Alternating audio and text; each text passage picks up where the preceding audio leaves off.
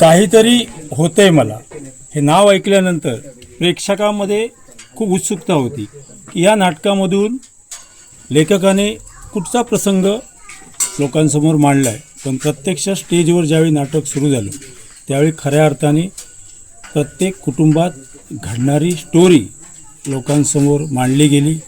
त्याचबरोबर ह्या नाटकाचं वैशिष्ट्य म्हणजे महाराष्ट्राचं आराध्यदैवत छत्रपती शिवाजी महाराज यांचं या ठिकाणी देखावा सादर केला गेला.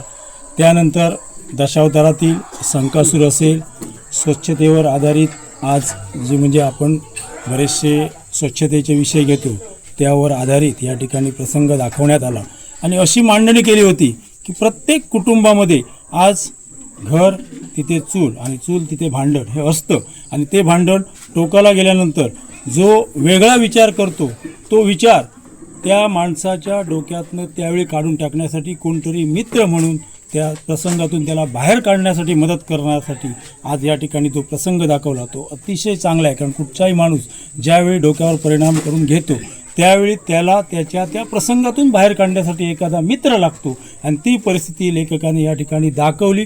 अतिशय चांगली मांडणी. त्याचबरोबर मी खास करून तुमच्या सर्व कलाकारांना सर्व टीमला धन्यवाद देतो की नाटक म्हटल्यानंतर नाटक 3 अक्षरी शब्दामध्ये जे काय आहे ते ह्या ठिकाणी स्टेजवर त्यांनी करून दाखवलं. नाटक हे नाटक असतं, चांगलं तेवढं घ्यायचं असतं, वाईट तेवढं सोडून द्यायचं असतं.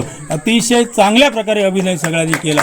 निश्चितपणे या ठिकाणी तुम्ही जे सादरीकरण केलात ते ह्या भागातील लोकांना आवडलेलं आहे आणि भविष्यात तुम्हाला निश्चितपणे तुमच्याकडे जर दर्जेदार मराठी नाटकं असतील तर आम्ही आमच्या भागात चांगलं दाखवण्याचा प्रयत्न करतो आणि त्यानिमित्ताने निश्चितपणे आम्ही तुम्हाला याच्या पुढच्या काळात आमंत्रित करू आणि निश्चितपणे तुमचे प्रयोग आमच्या गावात किंबहुना आमच्या संपूर्ण मतदारसंघात करण्यासाठी आम्ही प्रयत्न करू. खूप खूप धन्यवाद. All the best. सातत्य राखा. असेच प्रयोग करत राहा. अरे काहीतरी होतंय मला, काहीतरी होतंय, काहीतरी होतंय मला, काहीतरी होतंय, काहीतरी होतंय.